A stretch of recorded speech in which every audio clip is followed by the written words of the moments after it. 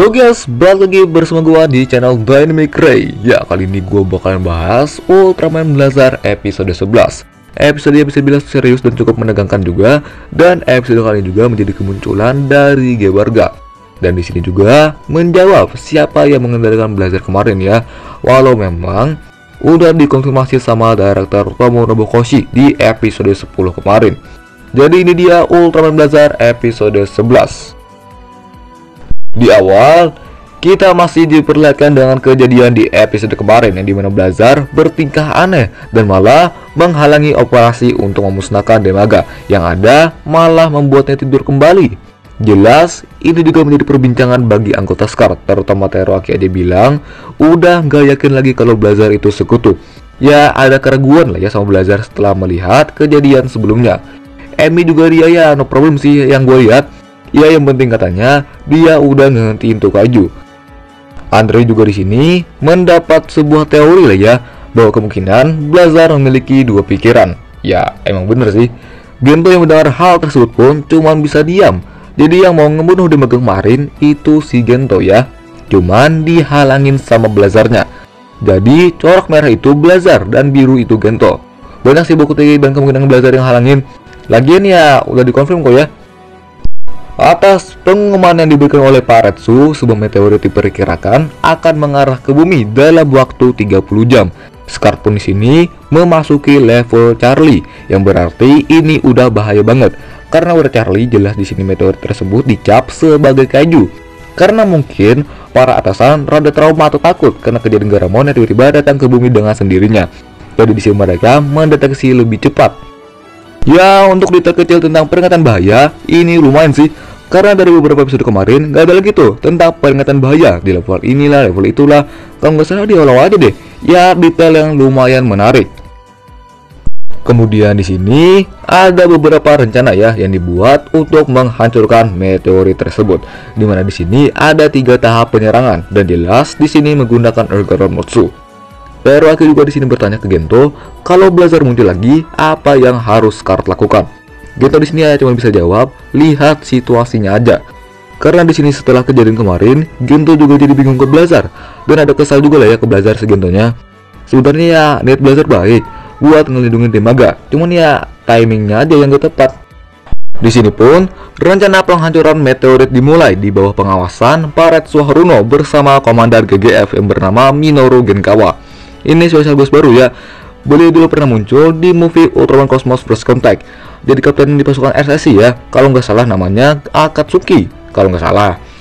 Di penyerang pertama, meteorit tersebut ditembaki dengan misi atau rudal. Namun di sini nggak ngasih damage apa-apa. Karena dari meteorit tersebut seperti mengeluarkan sebuah perisai dan sebuah sengatan listrik yang membuat misi-misi ditembakkan hancur. Karena misi pertama gagal, di sini pun mereka akan memulai serangan kedua, yaitu dengan favorisasi dengan hulu ledak termobarik. Gak tau maksudnya apa weh. Termobarik ya apaan? Anak IPA tahu kah? Dan jika serangan kedua gagal, maka Ergaron Motsu yang bakal beraksi dan nantinya Ergaron akan mengulur waktu hingga serangan ketiga akan dimulai, dimana nantinya bakal hujan misil dari darat, udara, dan laut. Dan ya lagi-lagi serangan keduanya gagal. Meteoritnya pun di sini udah memasuki atmosfer bumi dan Ergaron juga udah bersiap dengan serangan multi-purpose-nya. Tapi meleset karena meteoritnya menghindar dan akhirnya meteoritnya di sini mendarat dengan selamat ke bumi.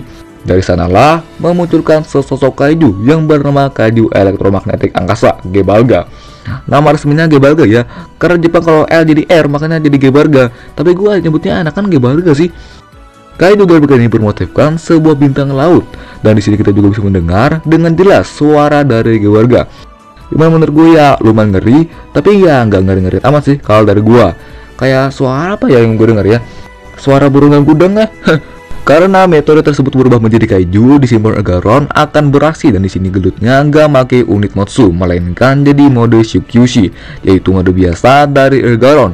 Karena pilotnya Andri, wajar nggak pakai Motsu, karena Andri lebih ahli di pertarungan jarak dekat. Dan mode Motsu pun di sini dilepaskan dengan otomatis. Dan jatuhnya kemana weh? Di sini pun terjadi pertarungan antara Ergaron dengan Gebarga, ya di mana Ergaron di sini cukup kesulitan ya. Awal Gebarga ini bintang laut, jadi ya suka meluk, tapi sekali meluk berdemek. Oh ya, ada detail kecil juga. Jadi di bagian kepala Gebarga itu ada kayak lampu-lampu gitu ya. Plus di sini juga Elgaron punya mata lagi setelah kemarin buta. Padahal di sini Elgaron udah lumayan unggul melawan Gebarga. Sampailah kemudian Gebarga di sini mengeluarkan energi elektromagnetik yang membuat Gento memaksa Andri agar Elgaron melarikan diri. Sesuai judul, escape. Karena kalau kena energi elektromagnetiknya, maka Elgaron nantinya bakal mati total. Tapi ya medan elektromagnetik yang sama diciptakan Gebarga cukup besar sampai akhirnya mengenai Elgaron dan membuat Elgaron mati total. Dan ya, di sini pun Blazer Blast muncul. Gento jelas juga nggak ada pilihan lain lagi selain berubah jadi Blazer. Walau teringat kejadian di episode kemarin, cuman ya nggak ada pilihan lain. Jadi di sini pun Gento berubah menjadi Ultraman Blazer. Awali pertarunganmu dengan berdoa, tapi endingnya tetap aja kalah. Ya, Blazer pun di sini berhadapan dengan Gebarga.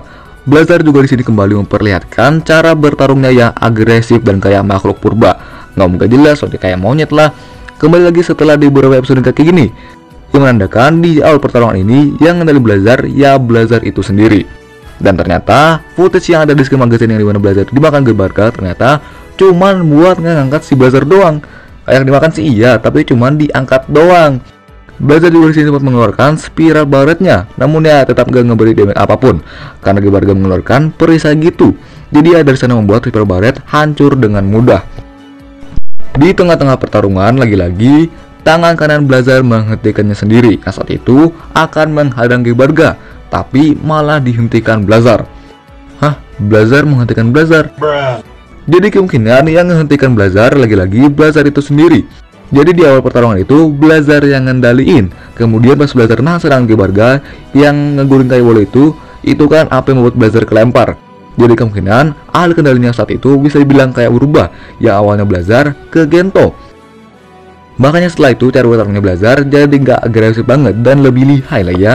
Tapi kemudian Gento dihalangin Blazer lagi. Ya kemungkinan gitu ya, mungkin. Jadi di saat dihentikan kita diperlihatkan sebuah flashback, yaitu di saat Gento memaksa Andri untuk melarikan diri sebelumnya. Gue di sini rada susah ya ngerangkapnya gimana. Jadi marilah kita berdiskusi ya. Nah yang gue tangkap nih ya, kan Gento pas menyuruh Andri sambil teriak tuh, "Bodoh amat, pergi dengan kecepatan maksimum." Nah di flashbacknya ini di situ jadi ada muka Blazer. Jadi yang gue tangkap gini, ada 3 teori kalau dari gue ya. Jadi yang pertama, mungkin seakan-akan yang ngomong barusan itu bukan Gento, tapi Blazer yang ngendaliin tubuh Gento lagi, tapi nggak pakai perantara mata biru sebelah. Atau juga dari perkataan Gento itu, si Blazer yang ada di tubuh Gento kayak bergojolak gitu. Jadi melarikan diri pilihan yang tepat. Di sini bukan berarti Blazer ingin ngelindungin Gebarga ya, tapi ingin melarikan diri. Yang gue tangkap sih gitu. Atau bisa juga dengan Gento yang jadi human host, mungkin ya si Blazer juga gak mau Gento tersakiti. Maka dari itu dia mau ngelindungin Gento dengan cara kabur. Mengingat judul episode kali ini juga escape atau melarikan diri. Jadi mungkin ya ada sangkut pautnya juga. Jadi kalau kalian ada teori silakan ya. Asli bingung sendiri weh. Di saat Gebarga akan mengeluarkan serangan elektromagnetiknya, di sini juga Blazer mengeluarkan spiral baretnya lagi. Gue mikir kok nggak pakai Rainbow Corin, tapi lagi-lagi dihalangin sama Blazer. Ya akhirnya di saat Gebarga mengeluarkan serangannya, Blazer dengan corak birunya yang menyala, ya mungkin itu Gento ya yang ngendaliin, mungkin memaksa Blazer buat kabur. Blazernya aja di sini terbang cuma saat pakai satu tangan. Plus Blazer teriak kayak orang lagi diculik. By the way nih, corak biru merahnya ngaruh nggak sih? Dan di akhir scene, di sebuah hutan, Gento terkapar dan Blazer Stone tiba-tiba terlempar dengan sendirinya. Ya jadi di sini udah terlihat ya perselisihan antara Gento dan Blazer. Di malam hari juga diperlihatkan Gebarga yang masih keluyur sana sini dan kembali menggunakan medan elektromagnetiknya sampai ke perkotaan. Dan episode 11 pun habis.